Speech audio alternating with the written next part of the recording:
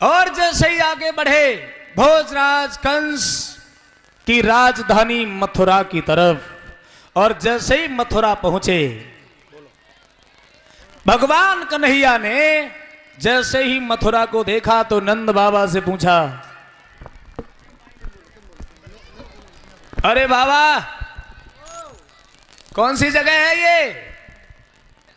जब मथुरा है, मथुरा जब मथुरा है, हाँ। जहाँ में तो बड़े अच्छे अच्छे लोग हैं।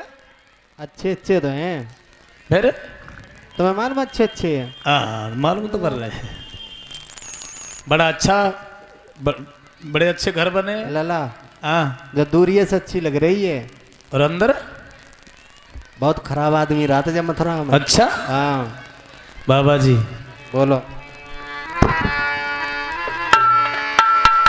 कन्हैया से समझाए कि नंद बाबा बोले, लला अरे चाहे मथुरा नगरिया तू देख बबुआ, चाहे मथुरा नगरिया तू देख बबुआ, चाहे मथुरा नगरिया।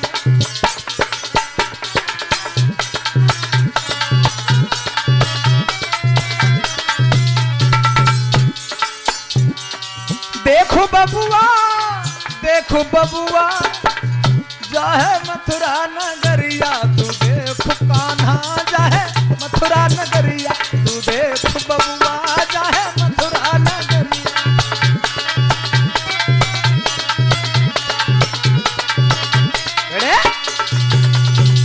बेटा मथुरा है।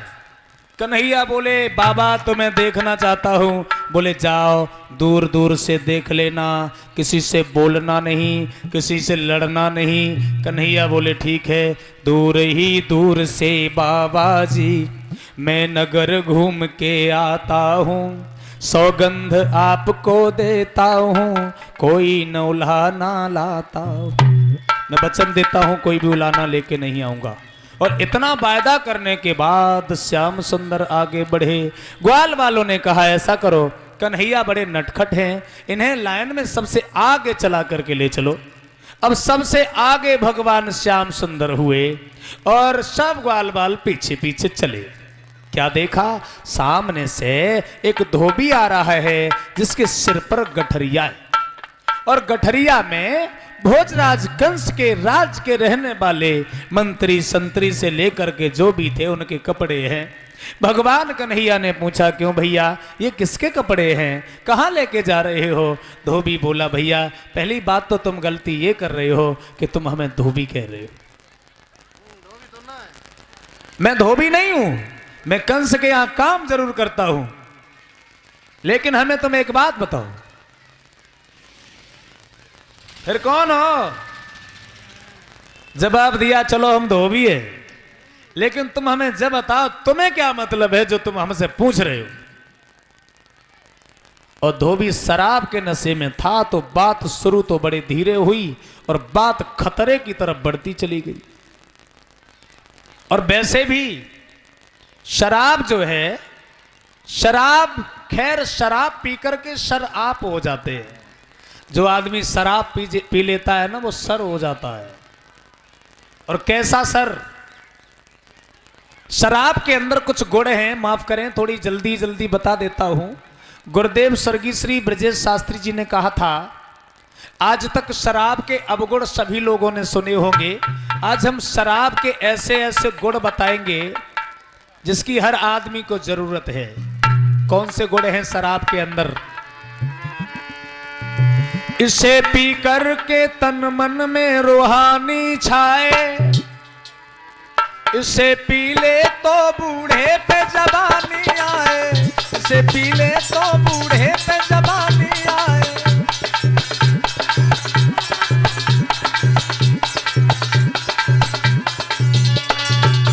देखिए, जो लोग शराब के गुण नहीं जानते हैं वे आज सुन लीजिए, शराब से बहुत से फायदे भी होते हैं।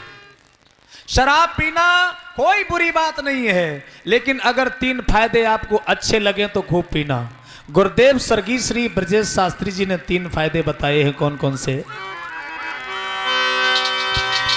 बोतल को रख के मेज पर और दिन भर जो पीते हैं, कोई नहीं है कम बड़ी मौजों से जीते हैं, कोई नहीं है कम बड़ी मौजों से जीते हैं।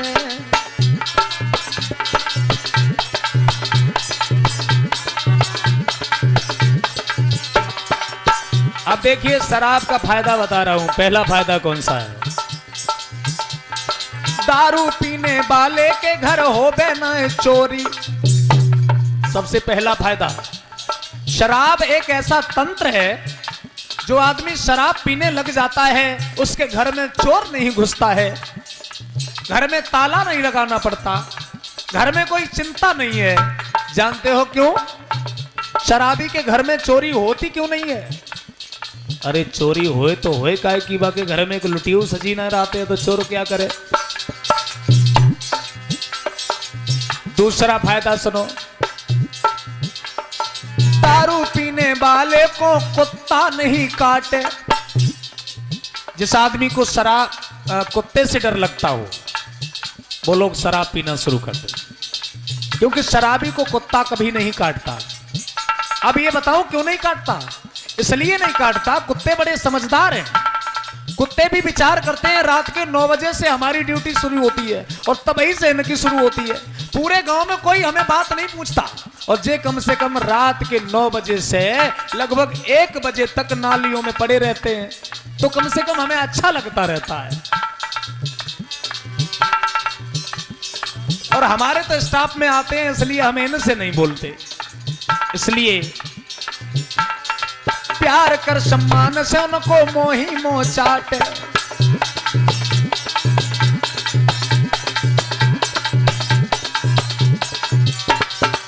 शराबी जब नाली में गिर जाता है तो कुत्ता काटता नहीं है, बड़े प्यार से चाटता है।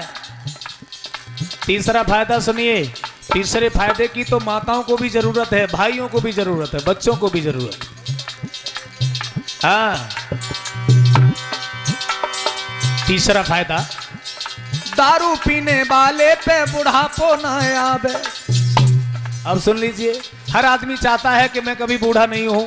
सब चाहते हैं हम तंदुरुस्त बने रहें, सब चाहते हैं हम जवान बने रहें। तो काहे को बादाम खाते हो, काहे को छुआरे खाते हो, काहे को बहुत कुछ खाते हो। शराब पीना शुरू कर दो, शराबी पे कभी बुढ़ापा ही नहीं आता। अब आप ये बात तो समझ गए होंगे कि शराबी पे बुढ़ापा क्यों नहीं आता, क्योंकि शराबी बुढ़ापा आने से पहले ही दुनिया से चला जाता है। तो फिर बुढ़ापा कहां से आएगा? बाकी सब कॉलें फूकी जाती हैं पहले ही।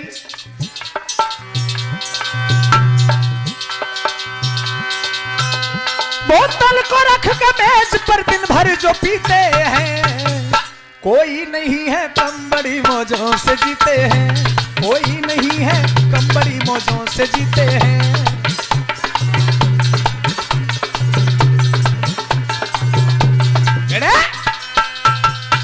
कितने लोग हैं जिन्हें फायदे अच्छे लगे, जरा हाथ उठाना। माताओं को बहुत अच्छे लगे, बहुत अच्छे फायदे लगे, तो फिर खूब पियो। अब एक लाइन में एक लेखक लिख रहा है, अगर इतने अच्छे फायदे हैं तो फिर मऊआ हो अंगूरी पर पीना बहुत जरूरी।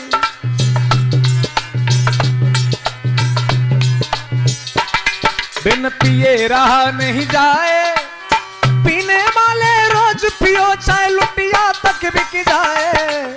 महुआ हो अंगूरी।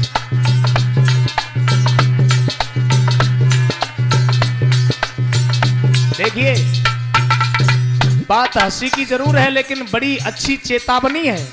शराब पीने वालों की वो दशा होती है जिनके घर में रिश्तेदार आ जाएं तो थालियां और बर्तन सही नहीं मिलते।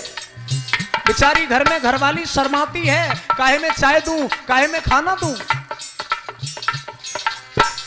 विद्वान लिख रहा है, चाहे भैंसे बिके चाहे लौआ,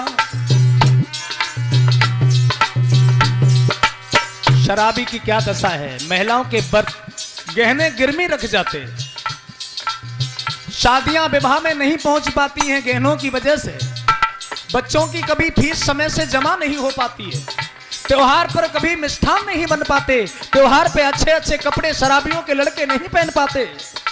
2 रुपए जेब में नहीं रहते हैं, लेकिन शाम को पता नहीं पौआ पीने के लिए कहां से आ जाते हैं। एक बात और बताएं, ये बात बहुत ध्यान से सुन लेना। शराबियों के खेत क्यों बिक जाते हैं?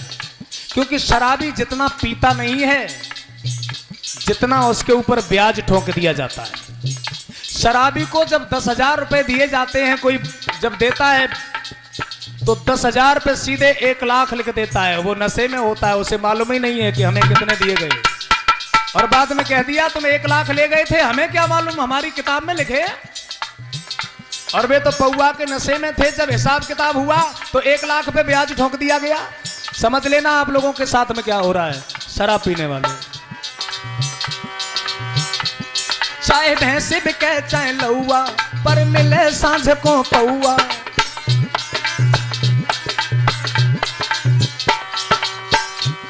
घर पत्नी दुख उठाए, पीने वाले रोज पियो चाहे सब खेती बिक जाए। महुआ हो अंगूरी, पीना बहुत जरूरी।